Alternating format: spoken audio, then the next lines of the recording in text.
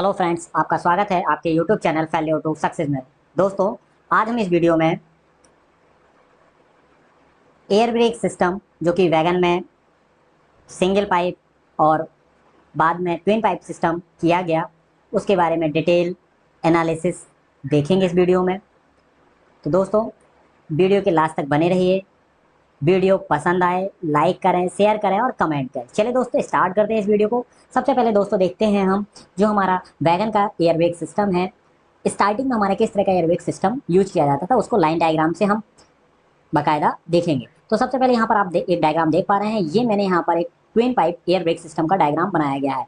ये twin pipe airbag system का diagram है, यानी जिसमें दो पाइप होते हैं। ट्विन पाइप का मतलब दो pipe. Initially airbag system in flat single pipe के साथ आया था, जिसमें केवल और केवल ब्रेक पाइप होता था, लेकिन बाद में इसको ट्विन पाइप एयरबैग सिस्टम में कन्वर्ट कर दिया गया, यानी एक फीड पाइप और इसमें लगाया गया। यहाँ पर दो पाइप दिखाए गए हैं, एक ब्रेक पाइप है हमारा और एक फीड पाइप है। ब्रेक पाइप का जैसा कि कलर आप देख पा रहे हैं ग्रीन कलर है, और फीड पाइप का कलर जो होता है वो व्हाइट होता है। तो ब्रेक पाइप जो हमारा है वो ग्रीन कलर का होता है और फीड पाइप जो हमारा है वो व्हाइट कलर का होता है।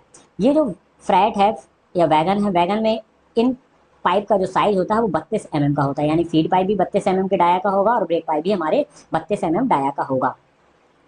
अब चूंकि ये ट्विन पाइप एयरबैग सिस्टम है, तो यहाँ पर एयर को क्लीन करने के लिए डर्ट कलेक्टर लगाए गए हैं। तो एक डर्ट कलेक्टर तो यहाँ पर लगाया गया है और एक डर्ट कलेक्टर यहाँ पर लगाया गया है, यानी एक डर्ट कलेक्टर हमारा ब्रेक पाइप में लगा हुआ है और एक दूसरा डर्ट कलेक्टर फीड पाइप में लगाया गया है। क्योंकि दो पाइप हैं तो दोनों ही ट्रेन पाइप में हमारे दो डट कलेक्टर लगाए हैं। ये दोनों डट कलेक्टर किस तरह के हैं, तो यहाँ पर आप देख पा रहे हैं यहाँ पर एक ये डायरेक्शन है, एक ये डायरेक्शन और एक यहाँ पर। तो ये जो हमारा डट कलेक्टर लगाए गए हैं वो हमारे 3-वे डट कलेक्टर लगाए गए हैं। जबकि अगर यही हमारा ICF में पूछा जाता है तो वहाँ पर 2-वे डट कलेक्टर का यूज किया गया है। वैगन में 3-वे डट कलेक्टर का यूज किया गया। डट कलेक्टर का फंक्शन क्या होता है, तो डट कलेक्टर का फंक्शन है टू क्लीन द एयर, यानी हवा को क्लीन करना। टू क्लीन द एयर, हवा को क्या करेंगे, क्लीन करेंगे। कैसे करेंगे, तो to collect the dirt, dirt को कलेक्ट करके कंप्रेस्ड एयर से डर्ट को कलेक्ट कर लेंगे, जिससे हमारी हवा जो होगी वो कैसी हो जाएगी, क्लीन हो जाएगी। तो clean the air dirt collector का फंक्शन है। क्वेश्चन पूछा जाता है तो function of the dirt collector, तो इसका आंसर होगा हमारा to clean the air by collecting the dirt या segregation of the dirt from the air.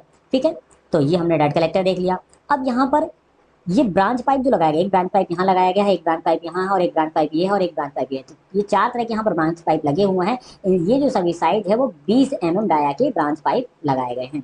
जो कन्वेंशनल हम जिस एयरबैग सिस्टम की अभी बात कर रहे हैं वो हमारा कन्वेंशनल है। जो स्टार्टिंग में हमारा था उसमें 32 mm और 30 mm के दो पाइप हमारे यूज किया जाता है। 32 mm के मेन पाइप जो होते थे जिन्हें ट्रेन पाइप बोला जाता है, और 20 mm के जो हमारे ब्रांच पाइप होते हैं। तो ये ब्रांच पाइप देखिए, इस डर्ट कलेक्टर जो कि बीपी में लगा हुआ है, यहाँ से ब्रांच पाइप आया, ये हमारा यहाँ पर सिस्टम दिखाया गया CPV। CPV क्या है, हमारा कॉमन पाइप ब्रैकेट। तो कॉमन पाइप ब्रैकेट में 3 कनेक्शन दिए जाते हैं, 3 पोर्ट वन साइड में पोर्ट रहते हैं। पहला पोर्ट होता है बीपी का, जो सबसे टॉप पर होता है। तो ये बीपी का डर्ट कलेक्टर से जो ब्रांच पाइप आया वो बीपी वाले पोर्ट में कनेक्ट हो जाता है। और मिडिल में जो रहता है वो AR का रहता है। तो यहाँ से देखिए कॉमन पाइप ब्रैकेट से AR टैंक के लिए हमारा एक ब्रांच पाइप गया, और लास्ट का सबसे जो बॉटम में रहता है वो हमारा ब्रेक सिलेंडर के लिए चला जाता है। तो क्वेश्चन एग्जाम में पूछा जाता है कि कॉमन पाइप ब्रैकेट में टॉप वाला जो ब्रांच पाइप होता है वो किस प्रेशर के लिए होता है, तो वो हो जाएगा ब्रेक पाइप के प्रेशर के लिए। मिडिल वाला जो है या कॉमन पाइप ब्रैकेट से जो AR टैंक में प्रेशर सप्लाई जाती है वो कॉमन पाइप के किस पोर्ट से जाती है, तो उसका आंसर हो जाएगा मिडिल पोर्ट, यानी बीच वाले पोर्ट से। और सबसे नीचे वाला बॉटम वाला जो होता है वो ब्रेक सिलेंडर के लिए चला जाता है। ठीक है, यहाँ पर DB दिखाया गया है। और ये CR जैसा कि आप सब जानते हैं, CR जो होता है वो कंट्रोल रिजर्वायर होता है। फुल फॉर्म पूछ लिया जाता है CR का, तो CR का फुल फॉर्म है कंट्रोल रिजर्वायर। फ्रैट में इसकी कैपेसिटी होती है 6 लीटर की, 6 लीटर की ये कैपेसिटी होती है। यहाँ पर DB लगाया गया है। तो DB कॉमन पाइप में लगा होता है और कॉमन पाइप के दूसरे छोर पर हमारा कॉमन पाइप ब्रैकेट के दूसरे छोर पर हमारा कंट्रोल रिजर्वायर लगा होता है। कंट्रोल रिजर्वायर 6 लीटर की कैपेसिटी का होता है। AR का फुल फॉर्म होता है ऑक्सिलरी रिजर्वायर। इसका भी एग्जाम में क्वेश्चन पूछ लिया जाता है कि AR का फुल फॉर्म क्या होता है, तो AR का फुल फॉर्म है ऑक्सिलरी रिजर्वायर। ठीक है, इसकी कैपेसिटी वैगन में या फ्रैट स्टॉक में 100 लीटर की होती है। 100 लीटर का भी हमारा रिजर्वायर यूज किया जाता है। और BBZC जो ब्रेक वैन है, BBZC ब्रेक वैन, और इसके अलावा जो हमारा बॉक्सन HL और BCN HL ये जो 2 वैगन है इनमें भी हमारा 75 लीटर का ऑक्सिलरी रिजर्वायर आता है। बाकी जितने भी हमारे वैगन है उन सब में 100 लीटर का हमारा एआर टैंक होता है। यहाँ पर एक ब्रेक सिलेंडर दिखाया गया है। तो ब्रेक सिलेंडर जो कन्वेंशनल है वहाँ पर 14 इंच का ब्रेक सिलेंडर जिसको हम 355 mm, ये इंच में मैंने साइज बताया और ये हमारा mm में साइज होगा। तो कन्वेंशनल ब्रेक सिस्टम में जो हमारा ब्रेक सिलेंडर यूज किया जाता है वो 14 इंची या 355 mm डाया का ब्रेक सिलेंडर यूज किया जाता है। ठीक है, तो यहाँ कनेक्शन, सारे कनेक्शन मैं आपको बता दिया। एक अब यहाँ जो हमारा डट कलेक्टर है जो टिन पाइप में है, तो यहाँ फीड पाइप में लगा हुआ है। इस डट कलेक्टर से जो प्रेशर आ रहा है वो एक आईसी मतलब आइसोलेटिंग कॉर्क, और एनआरबी मतलब नॉन रिटर्न वाल्व। एनआरबी जो है वो है हमारा नॉन रिटर्न वाल्व। इसमें एक चोक लगा होता है जिसकी सहायता से एआर टैंक को धीरे धीरे चार्ज किया जा सकता है। एनआरबी की प्रॉपर वर्किंग और एनआरबी को हम रैक में किस तरह से फाइंड आउट कर सकते हैं कि एनआरबी हमारा डिफेक्टिव है, उसके ऊपर मैंने एक वीडियो बनाया हुआ है। एनआरबी की फंक्शनिंग भी मैंने आपको बताई है उस वीडियो में। आप उस वीडियो को जाकर देख सकते हैं, आई बटन पर क्लिक करके देख सकते हैं, या प्लेलिस्ट में जाके आप चेक कर सकते हैं, या यूट्यूब पे आप सर्च कर सकते हैं how to find NRB defective in a rack. ठीक है, तो इस तरह का जो वीडियो है आप उसको देखिए, उसमें आपको समझ में आ जाएगा एनआरबी की इंटरनल फंक्शन किस तरह से है। एनआरबी की वर्किंग का भी वीडियो है, आप आई बटन पर जाके उसको, वीडियो की लिंक शो हो रही है, आप डिस्क्रिप्शन में भी उसको चेक कर सकते हैं, और वीडियो के लास्ट में भी मैं उसकी लिंक डाल दूंगा, आप उसको देख सकते हैं। तो एनआरबी का काम क्या होता है, फीड पाइप से प्रेशर एआर टैंक में जाने तो देता है। ये जो एरो इसमें लगा हुआ है इसका काम यही है कि हमारा जो फीड पाइप से जो प्रेशर आ रहा है वो एआर टैंक में हमारा प्रेशर जाए, लेकिन एआर टैंक का प्रेशर जो हमारा है वो वापस रिटर्न होके फीड पाइप में ना जाए। तो यही ये जो एरो बना हुआ है, यही हमें बेसिकली, इससे हमें इस एरो की डायरेक्शन से ही हमें ये चीज़ आइडेंटिफाइड करनी होती है। तो ये चीज़ हमें जो है वो ध्यान रखनी है कि जब हम इसका फिटमेंट करते हैं तो इस तरह से। तो ये हमने कन्वेंशनल एयरबैग सिस्टम का जो है डायग्राम है वो हमने देखा। अब हम बात करते हैं, इसके बाद हमारा एक वैगन में नया सिस्टम यूज किया जाता है, वो कि हमारा है बोगी माउंटेड ब्रेक सिस्टम, बीएमबीएस जिसे हम कहते हैं, या कभी कभी एमबीएस ब्रेक सिस्टम भी बोल दिया जाता है। तो इस सिस्टम की हम बात करते हैं। तो देखिए इसका लाइन डायग्राम भी यहाँ पर अवेलेबल है। तो ये लिखा हुआ है air brake system of for BMBS wagon, bogie mounted brake system. Full form भी इसका पूछ लिया जाता है, तो मैंने आपको फुल फॉर्म बता दिया, बोगी माउंटेड ब्रेक सिस्टम। ठीक है, ये इनिशियली बॉक्सन एचएल और बीसीएन एचएल वैगन के साथ स्टार्ट किया गया था, लेकिन अब हम देख रहे हैं कि धीरे धीरे ये जितने अदर जो स्टॉक हैं उन सभी स्टॉक में ये हो रहा है। बीआरएन में भी आ रहा है, बीसीएन वैगन में भी आ रहा है हमारा, और इसके अलावा जो अदर स्टॉक हैं उनमें भी बीएमबीएस सिस्टम अप्लाइड किया जा रहा है। ये कन्वेंशनल सिस्टम से किस तरह से बेहतर है, तो मैंने एक वीडियो बनाया हुआ है जिसमें हमने देखा है कि बीएमबीएस ब्रेक सिलेंडर के क्या क्या फीचर हैं, क्या क्या एडवांटेज है। तो आप उस वीडियो को प्लेलिस्ट में जाके सर्च कर सकते हैं, फीचर ऑफ बीएमबीएस वैगन और बीएमबीएस ब्रेक सिलेंडर।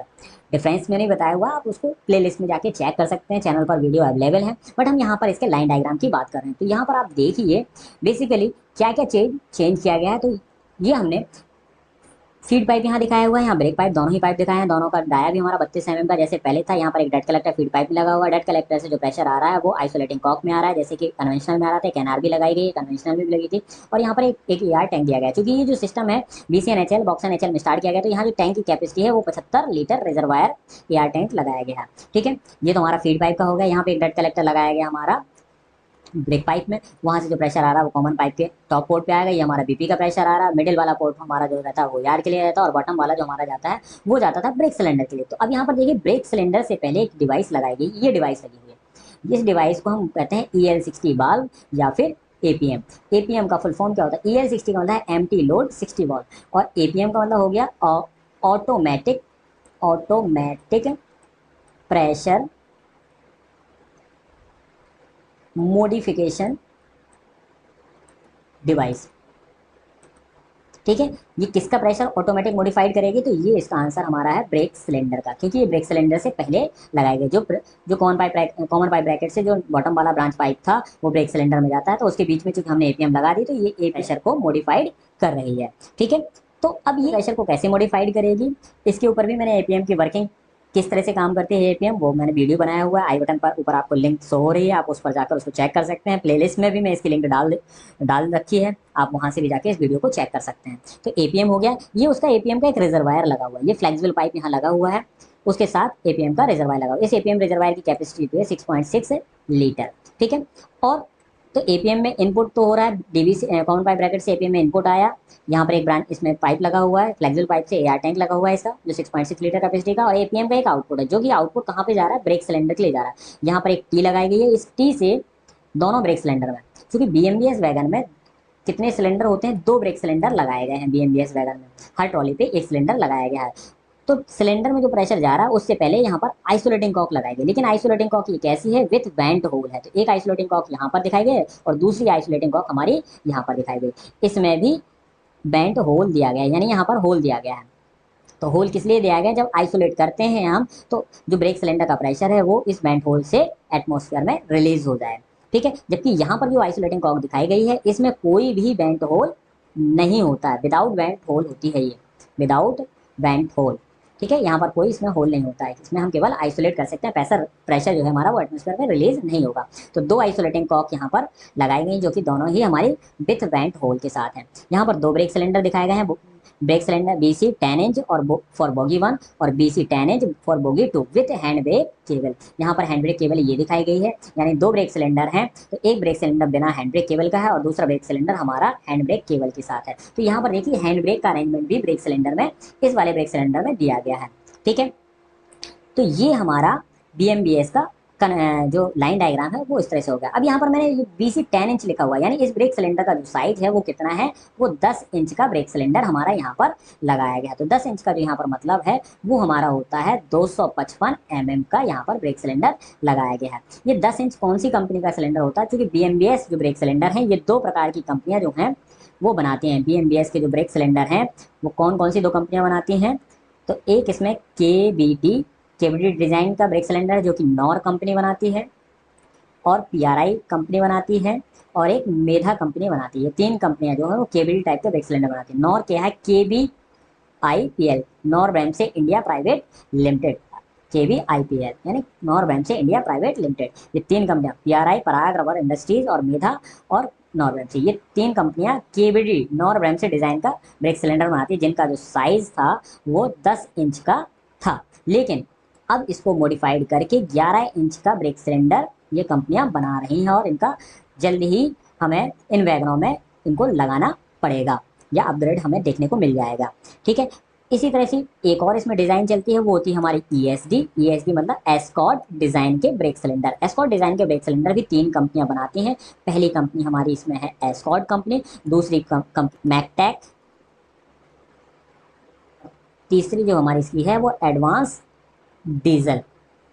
ये तीन कंपनियां एस्कॉर्ट डिजाइन के ब्रेक सिलेंडर बनाती हैं। तो आप वैगनों पर देख सकते हैं ESD लिखा हो सकता है या फिर KVD लिखा हो सकता है। तो ESD अगर लिखा हुआ आपको वैगन पर दिखता है तो इसका मतलब इसमें जो ब्रेक सिलेंडर लगाया गया है वो एस्कॉर्ट कंपनी का है या एडवांस डीजल कंपनी का बना हुआ है, यानी एस्कॉर्ट का ब्रेक सिलेंडर लगा हुआ है एस्कॉर्ट डिजाइन का। और KVD अगर लिखा हुआ है तो इसका मतलब है कि इसमें नॉर ब्रांड से डिजाइन का ब्रेक सिलेंडर लगा हुआ है। इन दोनों ब्रेक सिलेंडर को आप देख के दूर से देख के भी बता सकते हैं कि ये ब्रेक सिलेंडर एस्कॉर्ट कंपनी का है या ये एस्कॉर्ट डिजाइन का है या नॉर डिजाइन का ब्रेक सिलेंडर है। एक्चुअल में इन दोनों की फंक्शनिंग में भी बहुत ज़्यादा डिफरेंस होता है। हम एक वीडियो लाएंगे जिसमें एस्कॉर्ट डिजाइन का ब्रेक सिलेंडर और नॉर डिजाइन के ब्रेक सिलेंडर में क्या क्या डिफरेंस होता है उसको हम डिस्कस करेंगे। अभी हम इस वीडियो में ब्रेक सिस्टम की बात कर रहे हैं, तो उस पर हम आगे बढ़ते हैं। तो अब ये देखिए यहाँ पर हमने कन्वेंशनल सिस्टम में भी ये चीज़ ध्यान नहीं दी, तो हम इसको यहाँ पर डिस्कस कर लेते हैं कि हमारा कन्वेंशनल जो सिस्टम था यहाँ पर भी ये देखिए, यहाँ पर ये जो हमारा है ये एंगल कॉक लगा हुआ है, ये भी एंगल कॉक लगा हुआ है। तो कन्वेंशनल जो ट्विन पाइप एयरवे सिस्टम है इसमें 4 एंगल कॉक लगाए जाते हैं।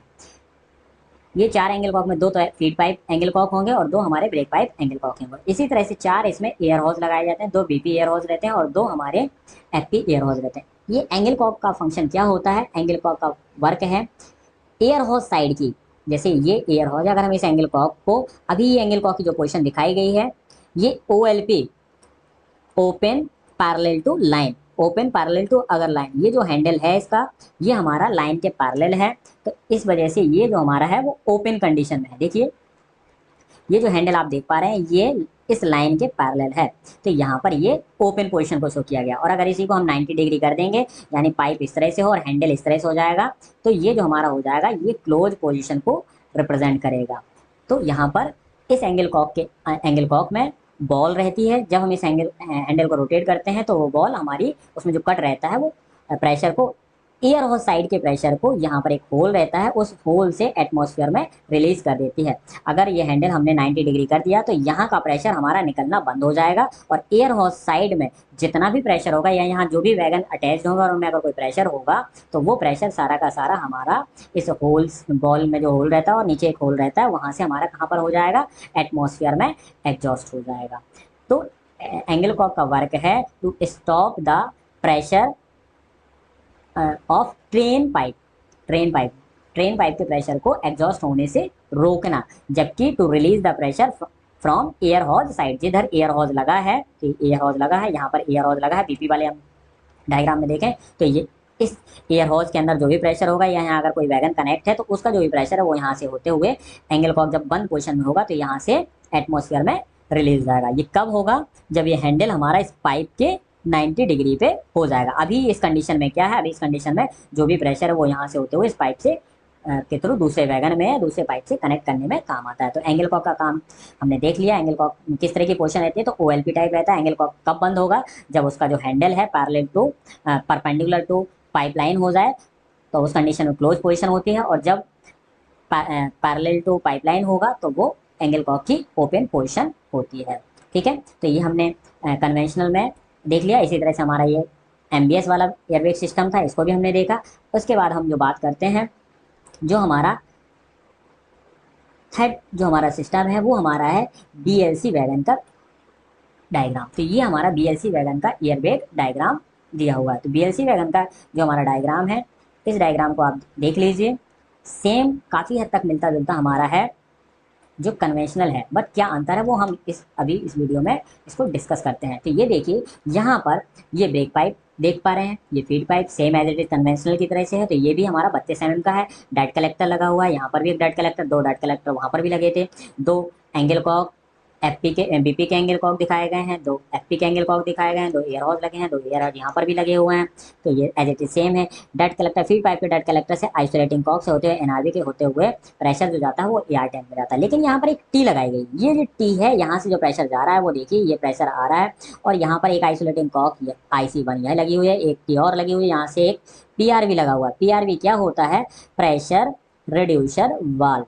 तो ये सिस्टम हमारा BLC वैगन में एक्स्ट्रा दिया गया है, PRV प्रेशर रिड्यूसर वाल्व।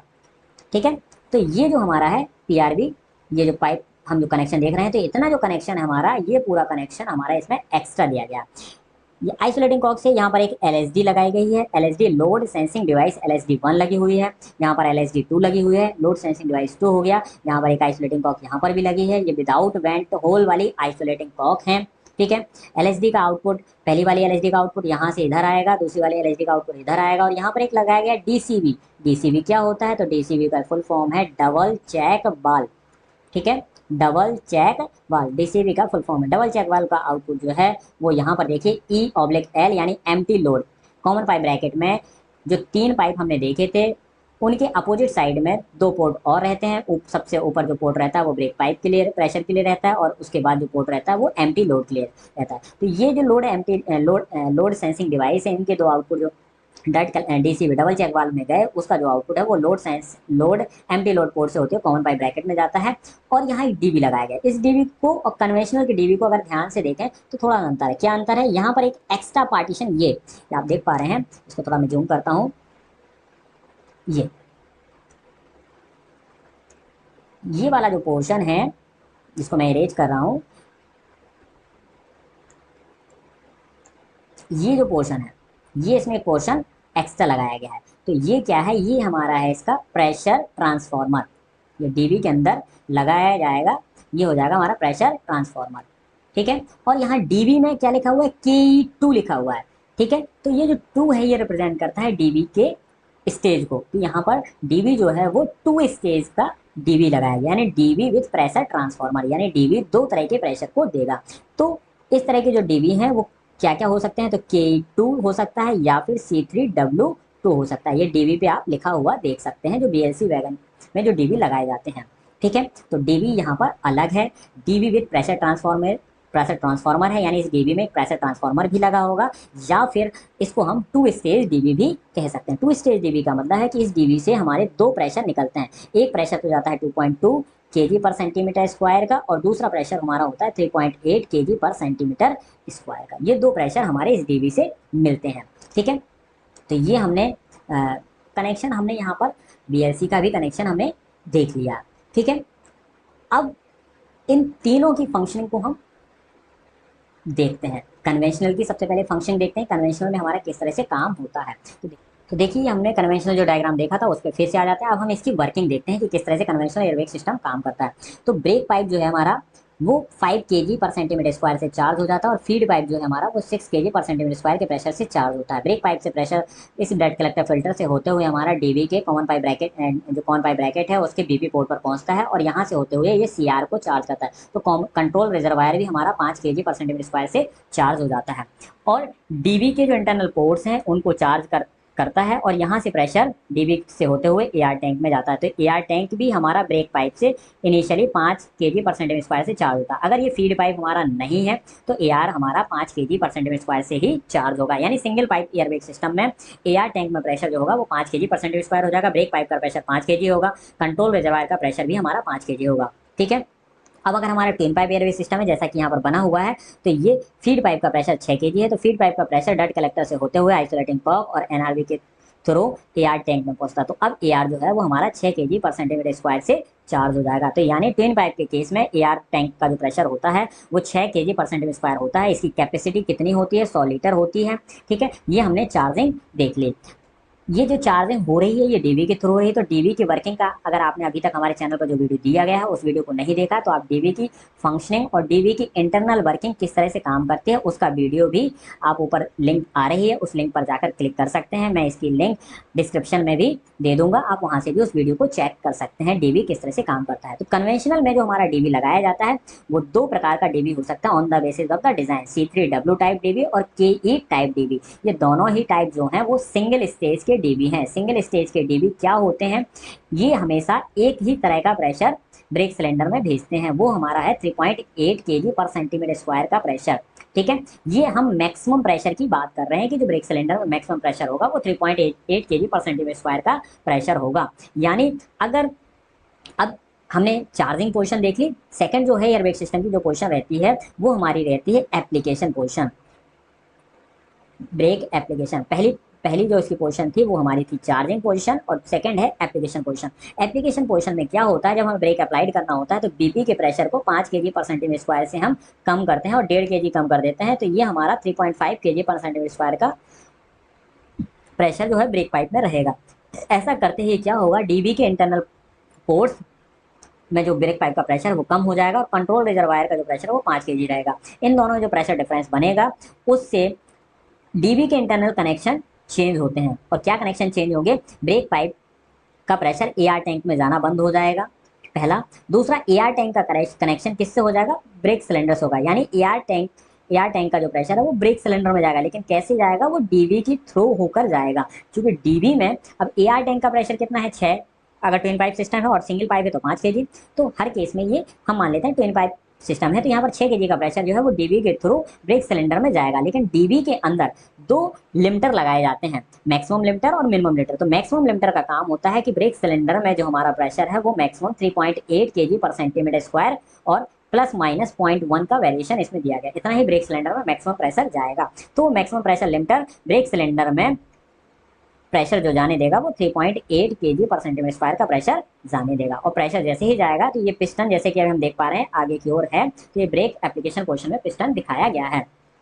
तो ये होगी हमारी brake applied position. Second third position जो हम बात करते हैं वो हमारी ब्रेक रिलीज पोजीशन। ब्रेक कैसे रिलीज होते हैं? तो ब्रेक रिलीज पोजीशन हम देखेंगे। तो ब्रेक रिलीज कैसे करना है, ये जो हमने ब्रेक पाइप का प्रेशर कम किया था इसको दोबारा से हम 5 kg के प्रेशर पर ले आएंगे, ठीक है। 5 kg पर सेंटीमीटर स्क्वायर का प्रेशर ब्रेक पाइप का करेंगे, उससे क्या होगा, डीवी के अंदर ये जो हमने प्रेशर डिफरेंस बना था ब्रेक पाइप और कॉमन कंट्रोल रिजर्वायर का, ये प्रेशर डिफरेंस खत्म हो जाएगा।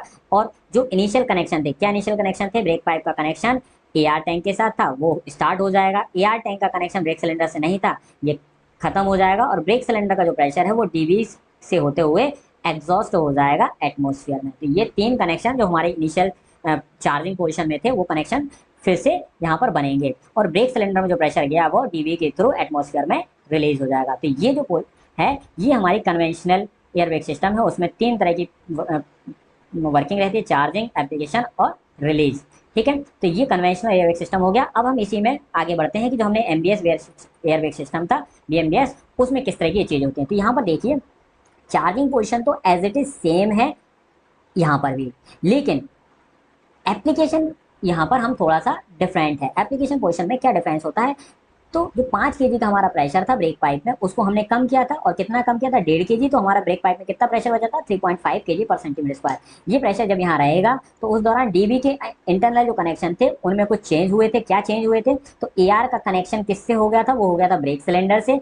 एआर का कनेक्शन हमारा किससे खत्म हो गया था, वो था हमारा ब्रेक पाइप से। और ब्रेक सिलेंडर का जो कनेक्शन था एग्जॉस्ट से, वो भी हमारा बंद हो गया था। तो ये तो 2 कनेक्शन बंद हुए थे और एआर का ब्रेक सिलेंडर से कनेक्शन स्टार्ट हुआ था। तो यहाँ पर देखिए एआर का कनेक्शन डीबी से होते हुए ये जो ब्रेक सिलेंडर वाला पाइप था वहाँ प्रेशर जाएगा। कितना प्रेशर जाएगा, तो हमें मालूम है कि ये जो डीबी है वो मैक्सिमम 3.8 kg पर सेंटीमीटर स्क्वायर का प्रेशर ब्रेक सिलेंडर को भेजता है। तो ये ब्रेक सिलेंडर की ओर प्रेशर जाएगा। लेकिन यहाँ पर हमने बताया कि ब्रेक सिलेंडर में प्रेशर जाने से पहले क्या लगी हुई है, एपीएम डिवाइस लगी हुई है। अब एपीएम कैसे काम करती है उसको हम थोड़ा सा यहाँ समझ लेते हैं। एपीएम जो है वो वैगन की लोड या एम्प्टी स्टेज को चेक करती है। कैसे चेक करती है, तो यहाँ एपीएम में एक सेंसर आर्म लगी हुई है।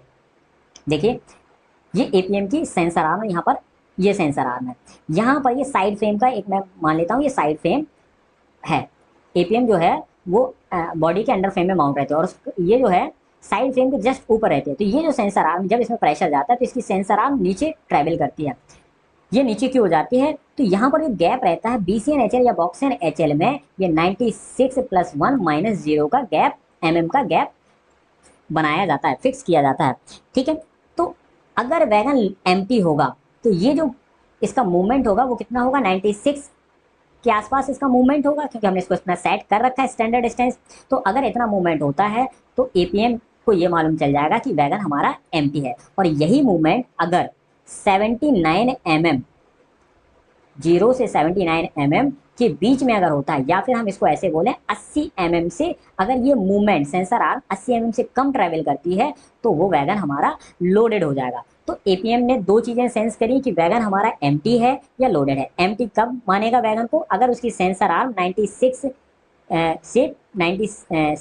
97 mm की डिस्टेंस ट्रैवल करती है तो वो एम्प्टी कंडीशन कहलाएगी। और अगर वो 80 mm से कम डिस्टेंस ट्रैवल करती है, चाहे वो 70 हो चाहे 60 हो, तो वो वैगन को लोडेड मान लेगी। तो ये एपीएम ने सेंस किया। अब इस सेंस के आधार पर एपीएम जो है, जो उसके पास प्रेशर आया था उसको मॉडिफाइड करते। तो एपीएम के पास प्रेशर कितना आया था, 3.8 का। अब इसको वो मॉडिफाइड करेंगे। एपीएम का दूसरा नाम मैंने बताया था EL60। EL60 का मतलब है कि इस प्रेशर का ये 60% करेगी। तो 3.8 का हम 60% करेंगे। 3.8 का 60% जो हमारा आता है वो हमारा आता है 2.2। और इसमें कुछ वेरिएशन दिया गया है 0.25 का। तो ये जो प्रेशर है ये एम्प्टी कंडीशन में ब्रेक सिलेंडर में चला जाएगा और लोडेड में ये 3.8 का जो पूरा प्रेशर था वो किस में चला जाएगा, ब्रेक सिलेंडर में। यानी एपीएम जो है वो 2 तरह के प्रेशर ब्रेक सिलेंडर को भेज रही है। अगर वैगन हमारा एम्प्टी है तो वैगन एम्प्टी है उस कंडीशन में तो 2.2 का प्रेशर भेजेगी, और अगर वैगन लोडेड है तो उस कंडीशन में ब्रेक सिलेंडर में 3.8 kg पर सेंटीमीटर स्क्वायर का प्रेशर ब्रेक सिलेंडर में चला जाएगा। ठीक है, तो एपीएम का वर्किंग हमने यहाँ पर चेक कर लिया। अब एपीएम से जो प्रेशर आया वो इस टी तक आएगा और यहाँ से दोनों ब्रेक सिलेंडर की ओर चला जाएगा। इस ब्रेक सिलेंडर में अगर वैगन हमारा एम्प्टी है तो 2.2 जाएगा, इसमें भी 2.2 जाएगा, और अगर लोडेड है तो 3.8 का प्रेशर हमारा जाएगा। ठीक है, अब ब्रेक सिलेंडर का हमने साइज बता दिया, ब्रेक सिलेंडर कौन कौन सी कंपनी के रहते हैं ये भी हमने यहाँ पर बात कर ली। तो ये हमारा हो गया बीएमबीएस ब्रेक सिस्टम। अब हमने तीसरा ब्रेक सिस्टम देखा था, वो हमारा होता है बीएलसी में यूज। अब हम उस बीएलसी के डायग्राम पर आ जाते हैं।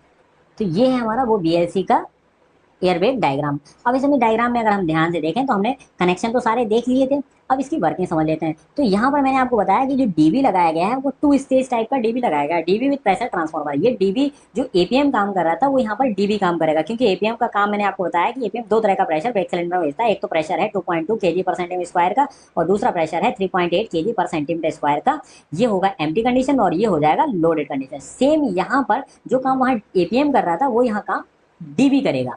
यानी एपीएम को एक सिग्नल मिल रहा था, वो उसकी सेंसर आर्म के मूवमेंट से उसको मालूम चल रहा था कि सेंसर आर्म कितना ट्रैवल कर रही है। अब यहाँ डीबी को भी एक सिग्नल चाहिए कि वैगन एम्प्टी है या फिर लोडेड है। तो ये सिग्नल जो है वो कैसे प्राप्त होगा, तो इसके लिए यहाँ पर 2 डिवाइस लगाई गई हैं, मतलब 2 LSD लगाई गई है, लोड सेंसिंग डिवाइस। ठीक है, लोड सेंसिंग डिवाइस यहाँ पर लगाई गई है। मैं आपको एक चीज़ बता देता हूँ कि MBS जो BMBS सिस्टम है वो नया सिस्टम है। LSD वाला जो सिस्टम है वो हमारा MBS से पहले का सिस्टम है, यानी सबसे पहले कन्वेंशनल था, कन्वेंशनल के बाद हमारी LSD है और LSD के बाद APM है। ठीक है, मैंने आपको APM पहले बता दिया ताकि आपको केस क्लियर हो सके।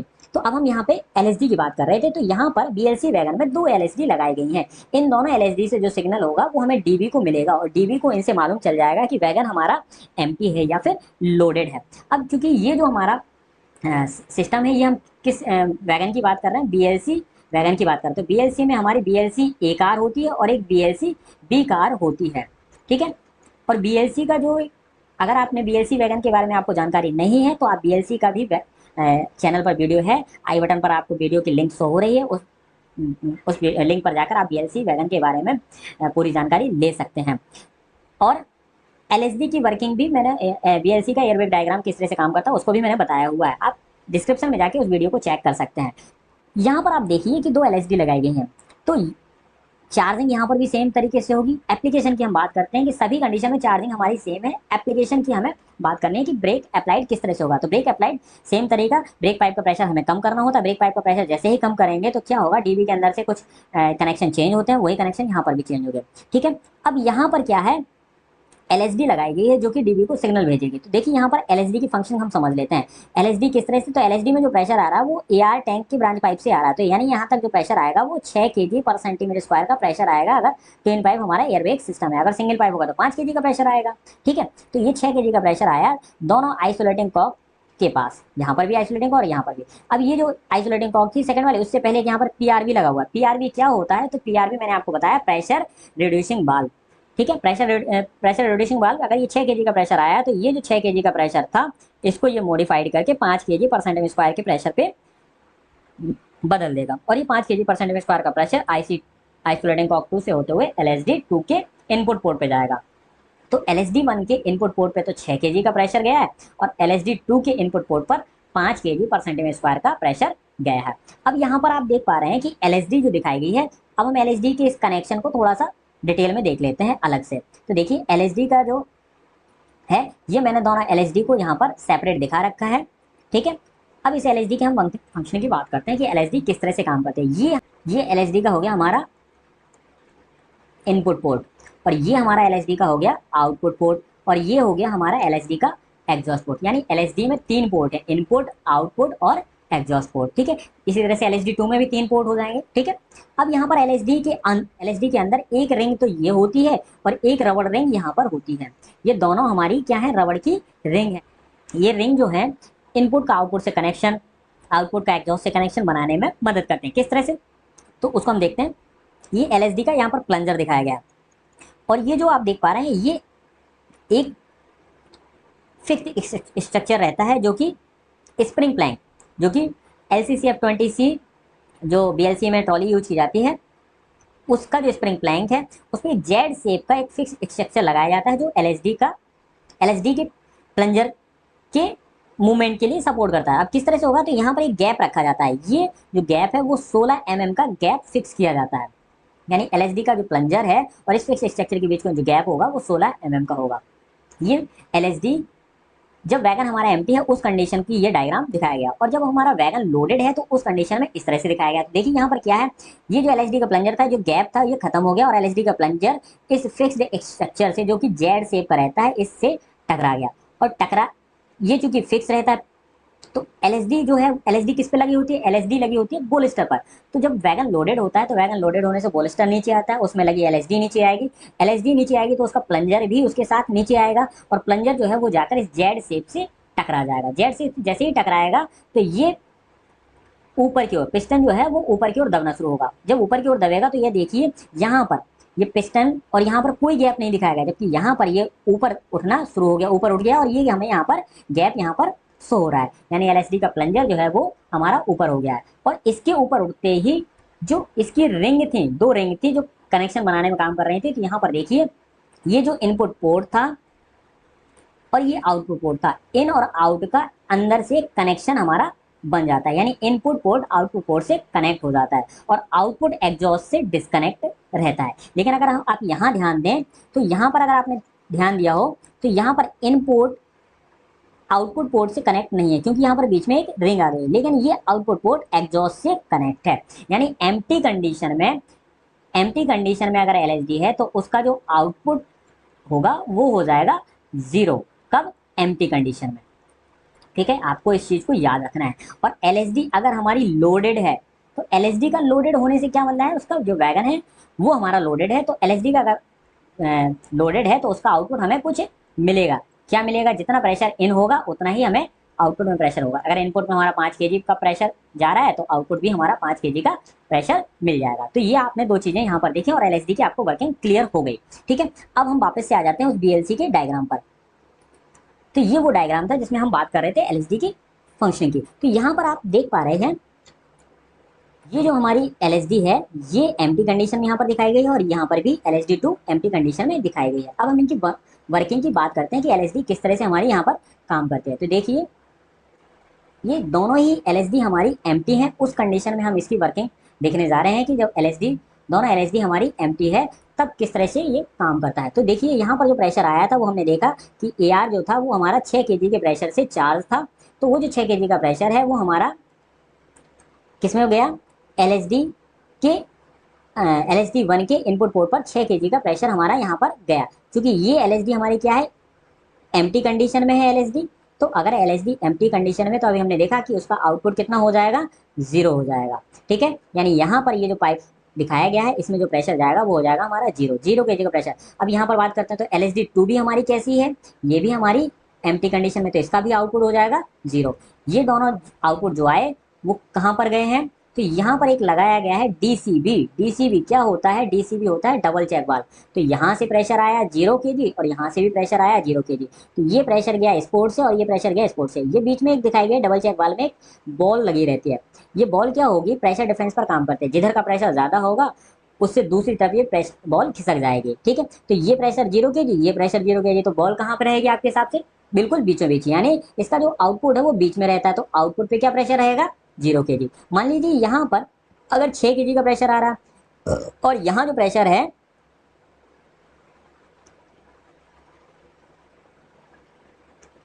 यहाँ प्रेशर जो आ रहा है वो 5 kg का प्रेशर आ रहा है, तो देखिए 6 kg का प्रेशर ज्यादा होगा तो ये बॉल किधर खिसक जाएगी? बॉल इस तरफ खिसक जाएगी और इसका ये जो प्रेशर है वो 6 kg का प्रेशर यहाँ से यहाँ चला जाएगा। तो ये प्रेशर मिलेगा हमें यहाँ पर 6 kg। तो इस तरह से ये जो डीसीबी है डबल चेक वाल्व वो प्रेशर के डिफरेंस पर काम करता है। ये जो प्रेशर है ये कहाँ जा रहा है? ये जा रहा है हमारे एम्प्टी लोड पोर्ट से होते है कॉमन पाइप ब्रैकेट में। तो यहाँ पर अगर हमारा प्रेशर 0 गया या फिर कुछ प्रेशर जैसे कि 6, तो अगर ये प्रेशर हमारा 0 जाएगा यानी कि कोई प्रेशर नहीं जा रहा, तो डीबी इस चीज को मान लेगा कि जो वैगन हमारा है वो क्या है? हमारा एम्प्टी है। और अगर इसमें कोई प्रेशर जाएगा तो डीबी उस चीज को सेंस कर लेगा कि जो हमारा वैगन है वो हमारा लोडेड है। ठीक है, तो आपने ये दो कंसेप्ट यहाँ समझे कि एलएसडी अगर एम्प्टी है तो उसका जो आउटपुट होता है वो हमारा होता है 0, और एलएसडी अगर हमारी लोडेड है तो उसका आउटपुट हमें कुछ प्रेशर मिलेगा, वो 5 kg हो सकता है, 6 kg हो सकता है। तो ये एलएसडी के आउटपुट की बात कर रहे हैं एम्प्टी कंडीशन की और ये लोडेड कंडीशन की। इसी तरह से डबल चेक वाल्व का जो आउटपुट गया वो डी कॉमन पाइप ब्रैकेट के पास गया, अगर वो आउटपुट 0 है तो डीबी उसको मान लेगा कि एम्प्टी, और अगर वो कुछ प्रेशर है 5 kg है 6 kg है तो डीबी उसको मान लेगा लोडेड। तो डीबी अगर एम्प्टी मानता है तो हमने देखा था कि डीबी उसको एम्प्टी कंडीशन में 2.2 kg पर सेंटीमीटर स्क्वायर का प्रेशर ब्रेक सिलेंडर में भेज देगा, और अगर लोडेड है तो लोडेड की कंडीशन में 3.8 kg पर सेंटीमीटर स्क्वायर का प्रेशर भेज देगा ब्रेक सिलेंडर में। तो यही है यहाँ पर डीबी की फंक्शनिंग। ठीक है, तो अब देखिए ये हमने पूरी इसकी एलएसडी की वर्किंग जो है वो हमने यहाँ पर पूरी वर्किंग चेक कर ली कि किस तरह से हमारी एलएसडी जो है वो यहाँ पर काम कर रही है। ठीक है, तो ये बीएलसी का एक पहला केस हो गया जिसमें एलएसडी जो हमारी है वो दोनों ही एलएसडी हमारी क्या थी? एम्प्टी एलएसडी एम्प्टी थी। ये नेक्स्ट जो डायग्राम है जिसमें हमने देखा है कि जो एलएसडी है दोनों ही एलएसडी हमारी लोडेड कंडीशन है। अब इस डायग्राम को भी हम थोड़ा सा समझ लेते हैं। तो देखिए यहाँ से जो प्रेशर आया था वो 6 kg यहाँ गया था, और पीआरबी से जो प्रेशर आइसोलेटिंग कॉक 2 में गया था वो 5 kg पर सेंटीमीटर स्क्वायर का प्रेशर गया था। ठीक है, तो ये 6 kg का प्रेशर, क्योंकि ये एलएसडी कैसी है? लोडेड है तो लोडेड में हमने देखा कि एलएसडी का आउटपुट क्या होगा? जो इनपुट से प्रेशर गया वो कहाँ चला जाएगा? आउटपुट पोर्ट पे चला जाएगा। तो यहाँ नहीं, यहाँ से प्रेशर जो जाएगा वो कितना जाएगा, ये चला जाएगा 6 kg का प्रेशर पर किसके पास, डबल चेक वाल्व के पास। और यहाँ से पीआरवी से जो प्रेशर गया 5 kg पर आइसोलेटिंग कॉक 2 से होते हुए एलएसडी 2 के इनपुट पे। ये एलएसडी भी हमारी कैसी है, ये भी लोडेड है। तो यहाँ से प्रेशर इससे होते हुए आउटपुट पोर्ट पे पहुंच जाएगा और यहाँ से डीसीबी पास जाएगा। तो यहाँ पर देखिए डीसीबी के पास जो प्रेशर जा रहा है वो दोनों एलएसडीओ से प्रेशर आ रहा है। तो एक एलएसडी से 6 kg का प्रेशर आया और दूसरी एलएसडी से जो प्रेशर आया वो 5 kg का आया। अभी देखिए कौन सा प्रेशर ज़्यादा है, 6 kg का प्रेशर ज़्यादा है। तो ये प्रेशर जो आया उसने इस बॉल को क्या किया, इधर की ओर ढकेल दिया। तो देखिए ये पोर्ट हमारा ये इस तरह से ये कनेक्ट हो गया। तो ये 6 kg का जो प्रेशर है वो हमारा कहाँ चला जाएगा, जो एम्प्टी लोड पोर्ट है किसका, कॉमन पाइप ब्रैकेट का जो एम्प्टी लोड पोर्ट है ये, यहाँ पर ये प्रेशर चला गया और डीबी के पास एक सिग्नल पहुंच गया। तो जब मैंने बताया आपको अभी बताया कि डीबी के पास अगर कोई प्रेशर का सिग्नल पहुंचता है तो डीबी उसको क्या मान लेता है, लोडेड। और अगर डीबी लोडेड मान लेगा वैगन को तो वो कितना प्रेशर भेजेगा, 3.8 kg पर सेंटीमीटर स्क्वायर का प्रेशर भेजेगा। किसके पास भेजेगा, ब्रेक सिलेंडर के पास। तो यहाँ पर ये लगाया गया है ब्रेक सिलेंडर। तो यहाँ पर अभी हम बात करें तो इस केस में कितना प्रेशर होगा, 3.8 kg पर सेंटीमीटर स्क्वायर का प्रेशर होगा। इसमें वेरिएशन कितना होता है, 0.1 का यहाँ पर वेरिएशन होता है, प्लस माइनस 0.1, 0.1 कह दें या 0.1 कह दें, तो इतना वेरिएशन होता है। जबकि जो हमारा एम्प्टी वाला था उसमें अगर हम बात करें कि ब्रेक सिलेंडर में कितना प्रेशर होगा, इस कंडीशन में ये एम्प्टी है और ये वाली भी हमारी क्या है, एम्प्टी है। दोनों एलएसडी एम्प्टी है तो यहाँ पर प्रेशर कितना होगा ब्रेक सिलेंडर में, 2.2 kg पर सेंटीमीटर स्क्वायर का प्रेशर होगा। यहाँ पर कितना वेरिएशन है, तो यहाँ पर जो वेरिएशन है प्लस माइनस 0.25 यहाँ पर वेरिएशन है। तो दोनों एलएसडी एम्प्टी है या दोनों लोडेड है, इसकी वर्किंग हमने देख ली। अब हम बात करते हैं अगर एक एलएसडी लोडेड है और एक एम्प्टी है, जो कि हमें यहाँ इस डायग्राम में दिखाया गया है। ठीक है, अब इस डायग्राम में अगर हम देखें, यहाँ से जो प्रेशर हमारा 6 kg का आया, ये 6 kg का प्रेशर गया आइसोलेटिंग कॉक 1 की ओर। ठीक है, और यहाँ से पीआरवी से प्रेशर होते हुए कितना पहुंचा, पीआरवी ने इसको मॉडिफाइड करके 5 kg बना दिया। तो आइसोलेटिंग कॉक 2 में 5 kg का प्रेशर गया। ठीक है, आइसोलेटिंग कॉक से होते हुए इनपुट पोर्ट में गया, क्योंकि ये एलएसडी है लोडेड और लोडेड में हमें मालूम है कि अगर एलएसडी लोडेड होती है तो उसका प्रेशर इनपुट में जो प्रेशर जाता है वो कहाँ पहुंच जाता है, आउटपुट में। तो यहाँ पर डीसीबी के इस पोर्ट पे कितना प्रेशर रहेगा, 5 kg पर सेंटीमीटर स्क्वायर का प्रेशर रहेगा। जरा बात करते हैं इस वाले, यहाँ पर एलएसडी जो हमारी है वो कैसी है, एम्प्टी है। ठीक है, यहाँ पर एलएसडी हमारी है एम्प्टी। ठीक है, तो एम्प्टी होती है तो हमने देखा कि एम्प्टी में एग्जॉस्ट पे कितना, आउटपुट पोर्ट पे कितना प्रेशर मिलता है, 0 मिलता है। तो यहाँ प्रेशर कितना में रहेगा, 0। ये 0 kg का प्रेशर जाएगा डबल चेक वाल्व के पास। तो अब यहाँ पे देखिए डबल चेक वाल्व की स्थिति क्या रहती है, तो यहाँ से तो आया 0 और यहाँ से आया 5 kg। तो डबल चेक वाल्व के अंदर जो बॉल थी वो इधर शिफ्ट हो गई है। तो ये 5 kg का प्रेशर कहाँ पहुँच गया, डीसी कॉमन पाइप ब्रैकेट के एम्प्टी लोड पोर्ट पर पहुँच गया ये। और जैसे ही डीबी के पास ये प्रेशर पहुँचता है, डीबी क्या मान लेगा कि जो हमारा वैगन है वो हमारा कैसा है, लोडेड है। और लोडेड मानते हैं वो ब्रेक सिलेंडर को कितना प्रेशर भेज देगा, 3.8 kg पर सेंटीमीटर स्क्वायर का प्रेशर भेज देगा। ठीक है, तो ये हमने बात कर ली कि एक एलएसडी एम्प्टी है, दूसरी लोडेड है। ठीक है, अब इसी केस में थोड़ा सा एक और हम मॉडिफिकेशन करते हैं। क्या मॉडिफिकेशन करते हैं, थोड़ा सा आप इसको जरा, मैं इसको जूम कर देता हूँ, आप इसको समझ में आएगा आपको। अब इसी में हमें एक केस की बात करते हैं कि यहाँ पर आप देखिए, तो ये एक चीज़ मैंने यहाँ पे आपको शो नहीं की है। यहाँ पर ये जो आइसोलेटिंग कॉक है वो हमने क्लोज कर रखी है, यानी आइसोलेटिंग कॉक को बंद कर रखा है।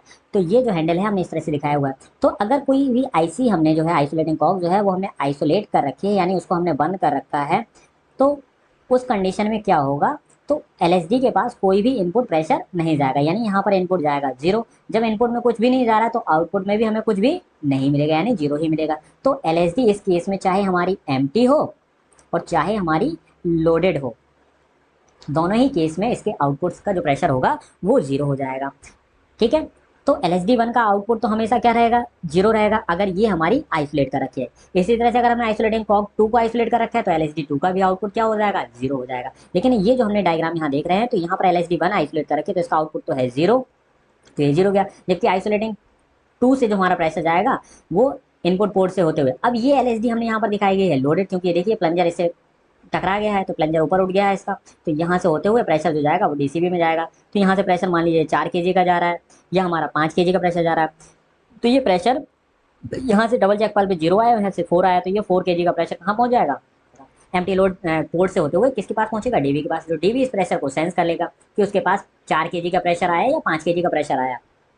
तो मैंने अभी आपको बताया कि डीवी दो तरह के प्रेशर को ही सेंस करता है, या तो उसके पास जीरो पहुंचे या उसके पास कुछ प्रेशर पहुंचे, वो 4 kg का भी हो सकता है या 5 kg का। तो अगर इस तरह का कोई प्रेशर सिग्नल उसके पास पहुंचता है तो डीवी क्या मान लेता है कि वैगन हमारा क्या है, वो लोडेड है। तो इस अभी जो हम केस बात कर रहे हैं इसमें 0 और यहाँ 4, तो ये 4 kg का प्रेशर डीवी के पास पहुंचेगा, यानी डीवी लोडेड मान लेगा। तो ब्रेक सिलेंडर में कितना प्रेशर होगा यहाँ पर 3.8, जो कि लोडेड में प्रेशर होता है।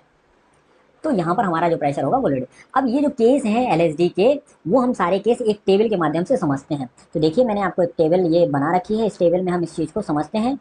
ये टेबल है हमारी एलएसडी के सारे case, different cases of LSD working not working in BLC A and BLC B car. तो पहला एलएसडी 1 की कंडीशन, एलएसडी 2 की कंडीशन, एलएसडी 1 का आउटपुट, एलएसडी 2 का आउटपुट, डबल चेक वाल्व का आउटपुट, और DB send pressure to brake cylinder, कितना pressure DB brake cylinder को भेजेगा। तो एलएसडी 1 की कंडीशन है एलएसडी 1 एम्प्टी है, एलएसडी 2 एम्प्टी है। तो मैंने आपको बताया था कि कोई भी एलएसडी अगर एम्प्टी है तो उसका आउटपुट 0 रहेगा। तो ये आउटपुट हो गया 0, यहाँ पर 0 क्योंकि ये भी एम्प्टी है। दोनों का output DV double check valve के पास जाएगा, उसका आउटपुट भी हो जाएगा 0, और डीवी के पास ये प्रेशर जाएगा तो डीवी उसको सेंस कर लेगा एम्प्टी, तो एम्प्टी में डीवी कितना प्रेशर भेजेगा, ब्रेक सिलेंडर में 2.2 kg पर सेंटीमीटर स्क्वायर का प्रेशर भेज देगा।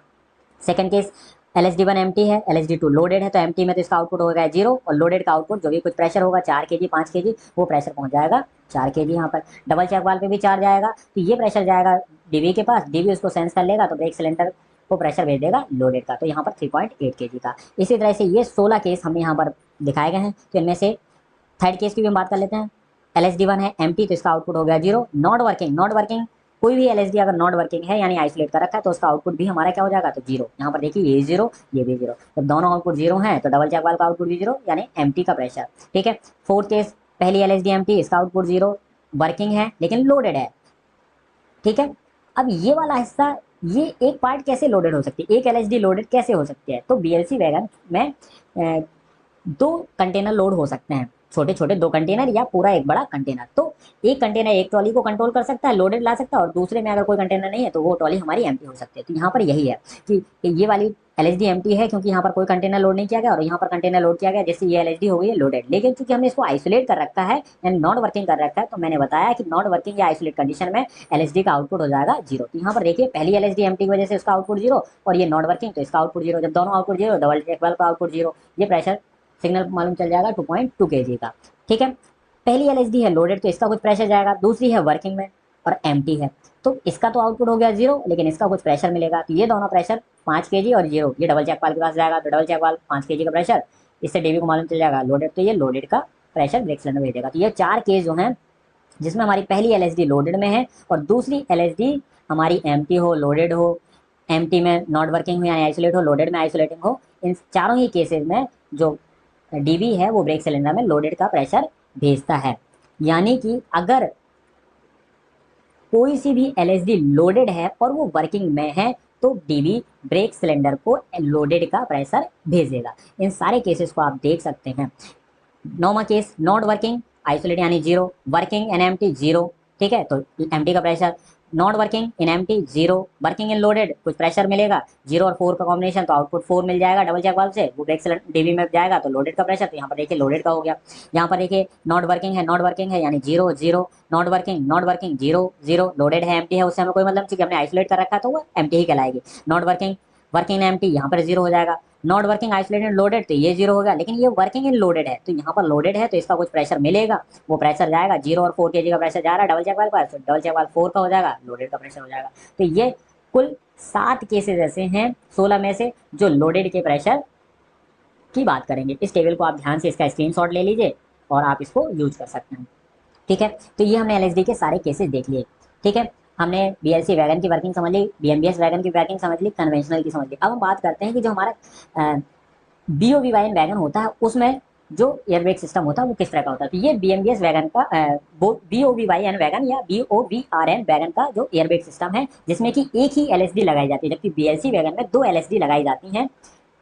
थोड़ा सा इसमें डिफरेंस है। ठीक है, तो हम इसके डायग्राम को भी समझ लेते हैं। तो यहाँ पर सबसे पहला डिफरेंस तो मैंने बता दिया कि एक ही एलएसडी रहती है। दूसरा यहाँ पर डिफरेंस है कि ये जो गैप है यहाँ पर, ये जो गैप होता है, ये जो गैप है यहाँ पर 8 mm का गैप होता है। वहां पर आपने देखा कि 16 mm का गैप था, जबकि यहाँ पर 8 mm का गैप ही दिया गया है। ठीक है, तो ये पहला डिफरेंस हो गया। दूसरा, देखिए बीएलसी वैगन और बीओवाईएन वैगन में और दूसरा डिफरेंस क्या है। पहला डिफरेंस तो ये मैंने बता दिया कि यहाँ पर जो गैप है ये 8 mm का है। दूसरा डिफरेंस है कि इसका जो ए डायमेंशन है बीएलसी वैगन का, तो 70+2 - 0 ये mm का ए डायमेंशन होता है। ए डायमेंशन ऐसे भी संबंधित है, ठीक है। ए डायमेंशन और ए डायमेंशन क्या होती है, अगर आपने इसका वीडियो नहीं देखा है तो आप ऊपर आई बटन पे जाकर उस वीडियो को चेक कर सकते हैं कि क्या डेफिनेशन होती है, कितनी कितनी होती है, वो दी गई। तो ए डायमेंशन हमारा 70+2 - 0 ए डायमेंशन किसके लिए है, ये बीएलसी वैगन के लिए है, या इसके अलावा जो भी अदर स्टॉक हैं उनके लिए हमारा होता है। लेकिन BOV/N वैगन जो हमारा है, BOV/N या फिर BOBRN वैगन, इसके लिए जो हमारा ए डायमेंशन होती है वो 27+2 - 0 mm की ए डायमेंशन होती है। ये दूसरा डिफरेंस हो गया। तीसरा डिफरेंस क्या है, पिस्टन स्ट्रोक। बीएलसी वैगन का जो पिस्टन स्ट्रोक है वो हमारा एम्प्टी कंडीशन में तो 95+- 10 mm होता है, और लोडेड कंडीशन में 120+- 10 mm होता है। ये बीएलसी वैगन के एम्प्टी और लोडेड में हो गया। जबकि BOV/N वैगन का एम्प्टी कंडीशन में पिस्टन स्ट्रोक 100+- 10 होता है, और लोडेड में 110+- 10 mm का पिस्टन स्ट्रोक हमारा होता है। तो ये तीन एयरबैग से रिलेटेड तीन डिफरेंस मैंने आपको बताया बीएलसी वैगन और BOV/N वैगन में, ठीक है। बीएलसी वैगन का जो ब्रेक सिलेंडर है वो 355 mm डाया का ब्रेक सिलेंडर यूज किया जाता है, और उसमें जो एसएबी लगी है वो 600 DRB 600 एसएबी लगाई गई है। वही हमारी BOV/N वैगन में भी लगाई जाती है। डीबी भी सेम है, यहाँ पर लगाया गया है। एयर टैंक की कैपेसिटी 100 लीटर है। तो बाकी की सारी चीज़ें जो हैं वो सिमिलर हैं। तो जैसे ही आप बीएलसी वैगन की वर्किंग समझिए, सेम इस तरह से यहाँ पर वर्किंग है। एलएसडी की वर्किंग में कोई खास अंतर नहीं है। एलएसडी टू टाइप की होती थी, सिंगल पीस एलएसडी और 2 पीस एलएसडी। तो BOV/N वैगन में जो हमारी सिंगल पीस एलएसडी लगाई जाती है, जबकि बीएलसी वैगन में 2 पीस एलएसडी लगाई जाती है, ठीक है। तो ये जो है हमने एलएसडी की वर्किंग और BOV/N का देख लिया। अब हमारे एक लास्ट जो हमारा एयरबैग सिस्टम रह गया वो हमारा है BBZC ब्रेक वैन का। इसको भी हम फटाफट से समझ लेते हैं, वीडियो काफ़ी बड़ा हो गया है, ठीक है। तो जल्दी से हम देखते हैं BBZC जो हमारा ब्रेक वैन है उसका एयरबैग डायग्राम किस तरह से होता है। तो ये देखिए यहाँ पर BBZC ब्रेक वैन दिखाया गया है, ब्रेक पाइप दिया गया है, फीड पाइप दिया गया है, ठीक है। यहाँ पर इन दोनों के डाया 32 mm के हमारे दिए गए हैं। जो ब्रांच पाइप लगाए गए हैं ये हमारे 20 mm के लगाए गए हैं, और एज इट इज जैसे उसमें थे। यहाँ पर एक ये पाइप यहाँ पर लगाया गया और एक पाइप ये लगाया गया है। ये किसके लिए लगाया गया है, तो यहाँ पर आप देखिए ये ब्रांच फीड ब्रेक पाइप से हमारा प्रेशर गया, इसके यहाँ टी लगा के एक आइसोलेटिंग कॉक लगाई गई है। यहाँ पर एक गार्ड इमरजेंसी वाल्व GEV लगाई गई है, और यहाँ पर एक क्विक कपलिंग लगाई गई है, उसके साथ एक गेज लगाया गया है। तो ये जो गेज होता है वो, इसका जो साइज होता है वो 63 mm डाया का यहाँ पर गेज लगाया जाता है। इसी तरह से फीड पाइप से टी के थ्रू गया, यहाँ पर एक आइसोलेटिंग कॉक लगाई गई और एक क्विक कपलिंग के थ्रू गेज लगाया गया। इस गेज का डायमीटर भी हमारा 63 mm का होता है। ये गार्ड केबिन में ब्रेक वैन जो है हमारा, क्योंकि इसमें गार्ड रहता है तो गार्ड यहाँ से FP का प्रेशर और यहाँ से BP का प्रेशर चेक कर सकता है।